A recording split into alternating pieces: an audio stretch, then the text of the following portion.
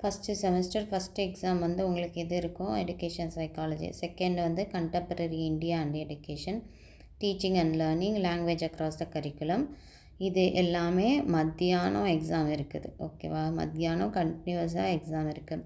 அதனால் பெடகாலஜி சப்ஜெக்ட்டுக்கு ஒரு நாள் லீவ் இருக்கிறதுனால கொஞ்சம் ஃப்ரீயாக நீங்கள் பார்க்கலாம். மித்தது எல்லாத்துக்கும் நீங்கள் கண்டினியூஸாக இப்போயே படிக்க ஆரம்பிச்சிருப்பீங்க. ஒரு நாளைக்கு ஒரு இதை சப்ஜெக்ட் போட்டு நீங்கள் படிச்சிருப்பீங்க இல்லையா? ஸோ இன்றைக்கி வந்து என்ன உங்களுக்கு ஃப்ரைடே வந்துருச்சு. ஃப்ரைடே ஒரு சப்ஜெக்ட் நீங்கள் படிச்சிங்கனாலும் ஃப்ரைடே, சாட்டர்டே, சண்டே, மண்டே உங்களுக்கு எக்ஸ்ட்ராவாக 2 டேஸ் இருக்குது. ஏதாவது ஒரு 2 சப்ஜெக்ட்ஸ்க்கு நீங்கள் இம்பார்ட்டன்ஸ் கொடுக்கணுன்னு நினைக்கிறீங்கன்னா அதுக்கு வந்து நீங்கள் கொஞ்சம் ஒரு 2 டேஸ் நீங்கள் கொடுத்துக்கோங்க. ஓகே, ஸோ அந்த மாதிரி அலோகேட் பண்ணி படித்தா தான் கடைசியில் எடுகேஷன் சைக்காலஜியை படிச்சுக்கோங்க. அப்போ தான் வந்து உங்களுக்கு அப்படியே நீங்கள் போய் எழுதிடலாம். அந்த லாஸ்ட்டு ஒரு நாள் 10ஆம் தேதியும் 11ஆம் தேதியும் படிச்சிங்கன்னா போதும். 11ஆம் தேதி மதியானம் வரைக்கும் படித்தா போதும், நீங்கள் எடுகேஷன் சைக்காலஜி எழுதிடலாம். ஸோ அது ஒன்றும் கவலை இல்லை. அப்போ நீங்கள் இந்த 3 சப்ஜெக்ட்ஸ்க்குமே நீங்கள் டைம் டேபிள் போட்டு நீங்கள் படிங்க. ஒரு 1.5 நாள் போட்டிங்கன்னா இன்னையிலேருந்து 1.5 நாள் போட்டிங்கன்னா உங்களுக்கு கரெக்டாக இருக்கும். சீக்கிரமாக முடிக்கிற மாதிரி இருக்கும். ஸோ ஒரு சப்ஜெக்டையும் நீங்கள் பார்த்து எழுதுங்க. இதுதான் சப்ஜெக்ட் கோடு. மேக்ஸிமம் 70 மார்க்ஸ்க்கு எக்ஸாம் எழுதுகிற மாதிரி இருக்கும். ஷீட்டில் நீங்கள் பார்த்தீங்கன்னா உங்களுக்கு என்னென்ன கொடுத்துருப்பாங்க அப்படின்னு பார்த்தீங்கன்னா, ஃபஸ்ட்டு எடுத்தோடனே ரெஜிஸ்டர் நம்பர் கேட்பாங்க. ரெஜிஸ்டர் நம்பர் கரெக்டாக நீங்கள் பார்த்து உங்களோட ஹால் டிக்கெட்டை பார்த்து ஃபில்லப் பண்ணிவிட்டு அதுக்கப்புறமேட்டு கடைசியாக நீங்கள் ஷேட் பண்ணிவிடுங்க. ஓகே, எழுத 1 வந்து கரெக்டாக நீங்கள் ஷேட் பண்ணிக்கலாம், 2 ஷேட் பண்ணிக்கலாம், கரெக்டாக பார்த்துக்கோங்க. அடுத்தது கொஸ்டின் பேப்பர் நம்பர் வந்து எதில் இருக்குன்னா கொஸ்டின் பேப்பரில் இருக்கும், ஹால் டிக்கெட்டில் இருக்காது. அதனால் அதை கடைசியாக ஃபில்லப் பண்ணணும். இங்கேயும் இருக்கும், சைட்லேயும் இருக்கும். ஓகேவா? அதனால் கொஸ்டின் பேப்பர் நம்பரை மட்டும் நீங்கள் வெயிட் பண்ணி கரெக்டாக போட்டுருங்க. அடுத்தது என்ன டிகிரி நீங்கள் படிக்கிறீங்க, பிஎட்னு எழுதிட்டு பிஎடை ஷேட் பண்ணிக்கோங்க. காலேஜ் கோட் நான் ஹால் டிக்கெட்டில் உங்கள்கிட்ட காமிச்சேன் இல்லையா, அந்த காலேஜ் கோடை பார்த்து கரெக்டாக நீங்கள் ஃபில்லப் பண்ணிக்கோங்க. எக்ஸாம் சென்டர் கோடும் எதில் இருக்குது, ஹால் டிக்கெட்டில் இருக்குது, அதை பார்த்து நீங்கள் கரெக்டாக ஃபில்லப் பண்ணிக்கலாம். சப்ஜெக்ட் கோடும் உங்களுக்கு எதில் இருக்குன்னா ஹால் டிக்கெட்டில் இருக்குது, அதை பார்த்து நீங்கள் ஃபில்லப் பண்ணிக்கலாம். இங்கே அதுக்கு அடுத்தது ஃபோர்நூன் கொடுத்துருக்காங்க, ஆஃப்டர்நூன் கொடுத்துருக்காங்க. உங்கள் செஷன் என்ன, ஆஃப்டர்நூன் செஷன். ஸோ நீங்கள் என்ன பண்ணக்கூடாதுன்னா ஃபோர்நூன் வந்து நீங்கள் போடக்கூடாது. என்ன போடணும் அப்படின்னா ஆஃப்டர்நூன்றதை டிக் பண்ணிக்கணும். ஓகே, ஏன்னா 2 to 5 உங்களுக்கு எக்ஸாம். அதனால் அப்புறம் total number of pages written உங்களுக்கு தெரியும். அந்த புக்லெட் எப்படி இருக்கும், 40 பேஜஸ் இருக்கும். ஸோ 40 பேஜஸும் எழுதுகிறவங்க 40ன்னு கடைசியில் எக்ஸாம் எழுதின பிறகு எழுதிடலாம். டேட் ஆஃப் எக்ஸாமினேஷன் அப்படின்றத நீங்கள் கரெக்டாக எழுதிக்கணும். இது எந்த மாதிரி ஃபார்மெட்டில் இருக்குன்னு பார்த்தீங்கன்னா 26th எக்ஸாமா, 26/03/2025. ஓகே, இது என்ன ஃபார்மெட்டில் இருக்குன்னா DDMM YY 4Y. Okay, so இந்த ஃபார்மெட்டில் இருக்கும். நீங்கள் அது கரெக்டாக ஃபில்லப் பண்ணிக்கணும். அதே மாதிரி சிக்னேச்சர் ஆஃப் த இன்விஜிலேட்டர் இருக்குது, சிக்னேச்சர் ஆஃப் த ஸ்டூடெண்ட் இருக்குது. சிக்னேச்சர் ஆஃப் த ஸ்டூடெண்ட்டில் நீங்கள் கரெக்டாக வந்து என்ன பண்ணணும், சைன் பண்ணணும். இன்விஜிலேட்டரில் சைன் பண்ணிடாதீங்க. ஓகே, அதுக்கப்புறம் பார்த்தீங்கன்னா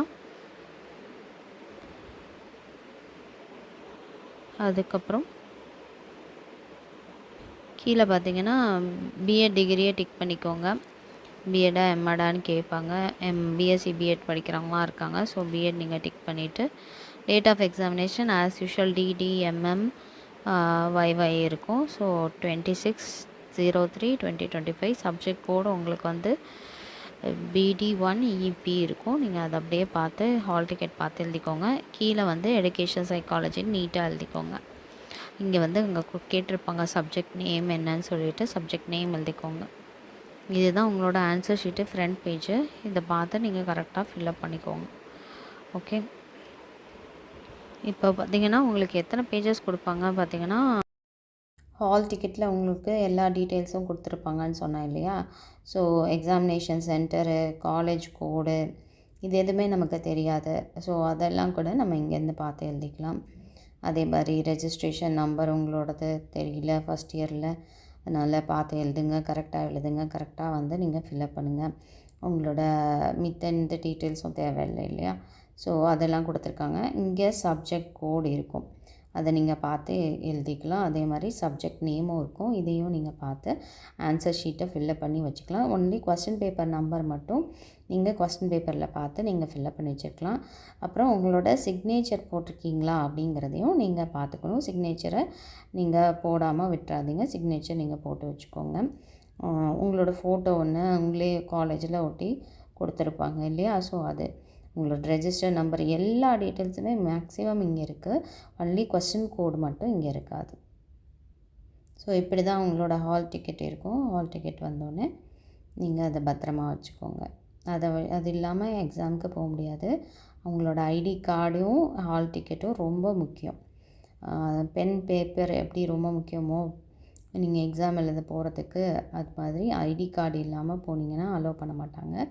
அதே மாதிரி ஹால் டிக்கெட் இல்லைனாலும் எக்ஸாம் எழுதுறது ரொம்ப கஷ்டம், டிஸ்டர்பன்ஸ் ஆகும், கேட்டுகிட்டே இருப்பாங்க. ஸோ அதனால் நீங்கள் ரெண்டுமே கரெக்டாக வச்சுக்கோங்க. அப்புறம் உங்களோட பென். பிஎட் படிக்கிற ஸ்டூடெண்ட்ஸ்க்கு வந்து எப்படி கொஸ்டின் பேப்பர் இருக்கும், கொஸ்டின் பேப்பர் மாடல் எப்படி இருக்கும் அப்படின்னு ஒரு டவுட் இருக்கும் இல்லையா. ஸோ கொஸ்டின் பேப்பர் நம்பர் இங்கே தான் கொடுத்துருப்பாங்க. ஓகே, ஸோ இதை பார்த்து நீங்கள் ஆன்சர் ஷீட்டில் ஃபில்லப் பண்ணணும். ஆஸ் யூஷுவல் யூஜியில் நீங்கள் எப்படி பண்ணீங்களோ அதே மாதிரி தான். இது வந்து நம்ம சப்ஜெக்ட் கோடு. ஓகே, சப்ஜெக்ட் கோடும் இங்கே நீங்கள் பார்த்தே நீங்கள் ஃபில்லப் பண்ணிக்கலாம். அதே மாதிரி உங்களுடைய சப்ஜெக்ட் நேமும் நீங்கள் வந்து கொஸ்டின் பேப்பரை பார்த்தே ஃபில்லப் பண்ணிக்கலாம். அப்படி உங்களுக்கு டைம் வந்து பத்தாது அப்படின்னு நினைக்கிறவங்க சீக்கிரமாக ஃபில்லப் பண்ணுறதுக்கு நினைப்பாங்க. ஸோ ஹால் டிக்கெட்டில் இதே டீட்டெயில்ஸ் எல்லாமே இருக்கும். ஒன்லி கொஸ்டின் பேப்பர் நம்பர் மட்டும் அங்கே இருக்காது. மித்ததெல்லாமே வந்து உங்களுக்கு ஹால் டிக்கெட்டில் இருக்கும். மேக்ஸிமமாக எத்தனை மார்க்ஸ்க்கு எக்ஸாம் எழுதுவீங்க அப்படின்னா 70 மார்க்ஸ்க்கு எக்ஸாம் எழுதுவீங்க. 3 hours தான் உங்களுக்கு டைம் இருக்குது. ஸோ 3 hours நீங்கள் வந்து இதை கம்ப்ளீட் பண்ணணும். ஓகே, ஸோ இங்கே பார்த்தீங்கன்னா கொஸ்டின் பேப்பரில் தமிழ் அண்ட் இங்கிலீஷ் பைலிங்குவலில் தான் நமக்கு கொஸ்டின்ஸ் கொடுத்துருப்பாங்க. ஃபஸ்ட்டு வந்து பார்ட் ஏ இருக்கும். பார்ட் ஏல வந்து 5 questions கொடுத்துருப்பாங்க. ஸோ இது வந்து ஒரு 5 marks தான். இதுக்கு நம்ம ரொம்ப நேரம் எடுத்துக்கக்கூடாது. ஃபஸ்ட்டே நீங்கள் வந்து இந்த 5 mark questions எழுதாதீங்க. அதாவது 1 mark questions எழுதாதீங்க. அப்படி எழுதும்போது உங்களுக்கு இதை ரீட் பண்ணிக்கிட்டே உங்களுக்கு டைம் போகிறதே தெரியாது. ஸோ இதை வந்து லாஸ்ட் பேஜில் எழுதிக்கோங்க. இது என்னோடய டிப்ஸு. உங்களுக்கு எது வந்து ஈஸியாக இருக்கோ அதை நீங்கள் ஃபாலோ பண்ணிக்கோங்க. ஓகே, ஸோ லாஸ்ட் பேஜில் நீங்கள் இந்த 1 2 3 4 5 பார்ட் ஏன்னு நீங்கள் போட்டுட்டு கடைசியில் நீங்கள் ஃபில்லப் பண்ணிக்கலாம். இது எல்லாமே நீங்கள் கொஸ்டின் பேப்பர் வரதுக்குள்ளாரையும் உங்களுக்கு புக்லெட் கொடுத்துருந்தாங்கன்னா நீங்கள் இதெல்லாம் பண்ணிக்கலாம். ஸோ டோட்டலாக எத்தனை கொஸ்டின்ஸ் வரும்னு பார்த்தீங்கன்னா 5 questions of choose the best multiple choice question வரும். அடுத்தது பார்ட் பி. பார்ட் பியில் பார்த்தீங்கன்னா உங்களுக்கு 3 கொஸ்டின் எழுதினா போதும். இது 5 mark கொஸ்டின். ஓகே, ஸோ இதுவுமே நீங்கள் 10 mark எழுதின பிறகு எழுதுனீங்கன்னா உங்களுக்கு நல்லாயிருக்கும்.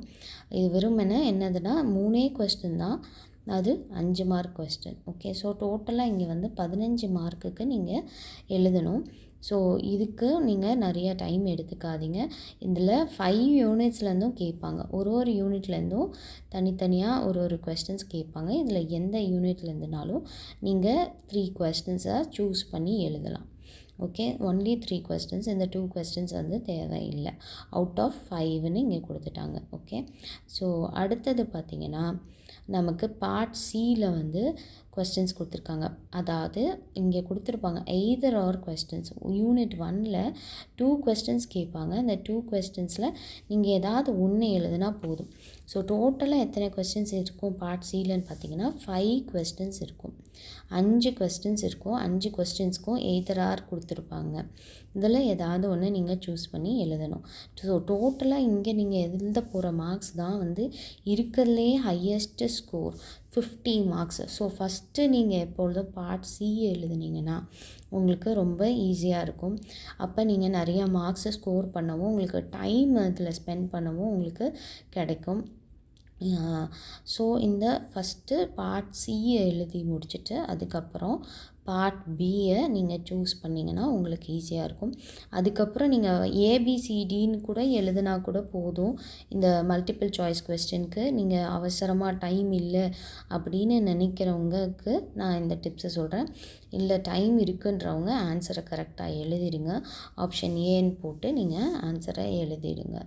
ஓகே, ஸோ டைம் ரொம்ப முக்கியம். நிறைய மார்க்ஸ் எடுக்கணும்னு நினைக்கிற உங்களுக்கு நீங்கள் டைம் மேனேஜ்மெண்ட்டுன்றது ரொம்ப முக்கியம். ஏன்னா நிறைய தியரியாக நம்ம எழுதுறதுனால நிறைய நமக்கு வந்து டைம் தேவைப்படும்.